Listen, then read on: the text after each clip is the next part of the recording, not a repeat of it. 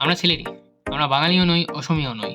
আমরা সিলেটি। সিলেটি একটা স্বতন্ত্র জাতি, একটি স্বতন্ত্র ভাষা, সিলেটি নাগরি ভাষা, যার নির্দিষ্ট লিপি রয়েছে, নির্দিষ্ট বর্ণ রয়েছে, নির্দিষ্ট লেখার পদ্ধতি রয়েছে।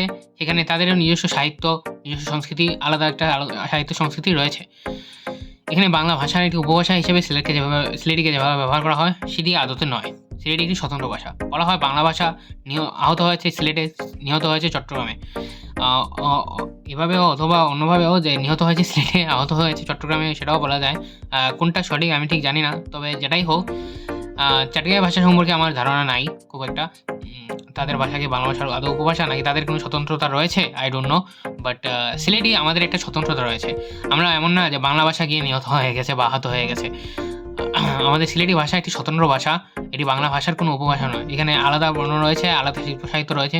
তো সিলেটি ভাষাকে একটি আলাদা ভাষা হিসেবে আমাদের দেখা উচিত, সম্মান করা উচিত। আমরা যারা সিলেটি, আমাদের উচিত আমাদের এই সিলেটি যে নাগরি লিপি, নাগরি অক্ষরগুলো রয়েছে, সেগুলো সম্পর্কে জানা, শিখা এবং নাগরি পড়াশোনা করার প্র্যাকটিস করা। তাতে করেই আমাদের সিলেটি সংস্কৃতি ঐতিহ্য রক্ষা পাবে। সিলেটি ভাষা আরও দূর এগিয়ে যাবে। বিশ্ব ঐতিহ্যে সিলেটি ভাষা একটি উন্নত স্থানে পৌঁছাবে। এটাই আমার কাম্য। এজ এ সিলেটি হিসাবে আমি এটাই কামনা করতে পারি। ধন্যবাদ সবাইকে। আসসালামু আলাইকুম।